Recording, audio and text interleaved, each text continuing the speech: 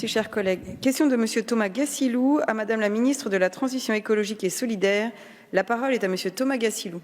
Merci Madame la Présidente, Monsieur le Ministre.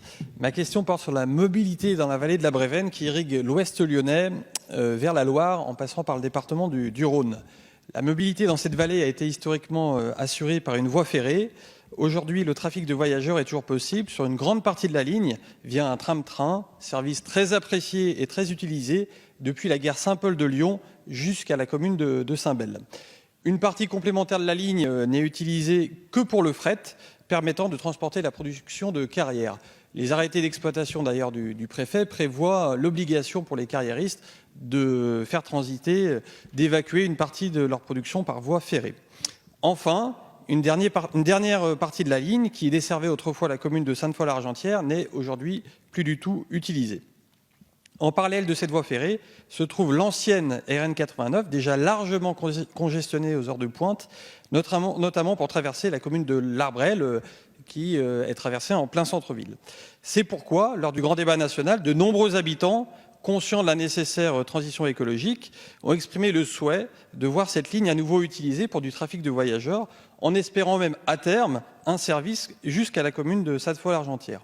Or, contrairement à cette perspective, SNCF Réseau a annoncé la fermeture du tronçon d'une dizaine de kilomètres utilisés pour le fret, ce qui aurait pour effet immédiat d'ajouter sur la route, déjà congestionnée, environ 9000 camions supplémentaires par an jusqu'au lieu de livraison, souvent à plusieurs centaines de kilomètres, puisque ici, chacun comprend bien que si la livraison commence par camion, elle se terminera également par camion, et donc pour quelques kilomètres de rails manquants, on pourrait avoir des dizaines et des milliers de camions en plus sur les routes sur l'ensemble du trajet.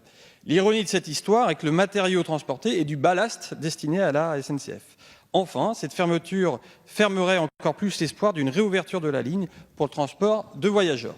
Les travaux envisagés pour le maintien de cette voie sont estimés à environ 15 millions d'euros par SNCF Réseau.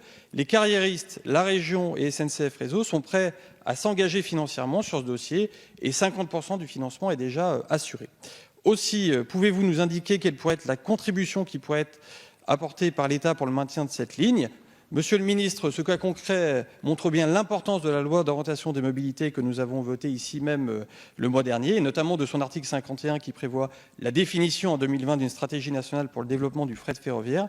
Pouvez-vous nous préciser la manière dont cette stratégie va être définie et les montants qui seront investis, notamment pour la mise à niveau des réseaux capillaires fret? Je vous remercie. Merci, Monsieur Gassilou. Monsieur le ministre. Merci Madame la Présidente, Mesdames et Messieurs les députés. Monsieur le député Gassilou, merci beaucoup pour votre question. Vous le savez, l'État consacre chaque année à l'échelle nationale une enveloppe de 10 millions d'euros en soutien aux lignes capillaires fret afin d'accompagner au cas par cas les différents acteurs dans le cadre de partenariats locaux.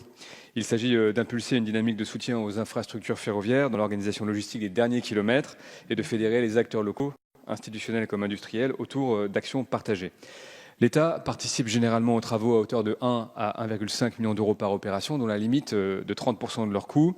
Et des interventions prioritaires dans cette région ont été lancées en 2018 et 2019 sur les lignes Ambérieu-Lagneux et Albertville-Ugine.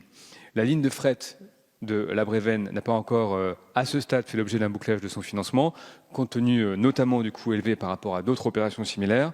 Si l'usage de la ligne restait uniquement fret, la participation de l'État au titre du programme capillaire fret pourrait tout à fait être envisagée dans le cadre financier évoqué précédemment, c'est-à-dire la limite de 30% des coûts et des disponibilités de 10 millions à l'échelle nationale.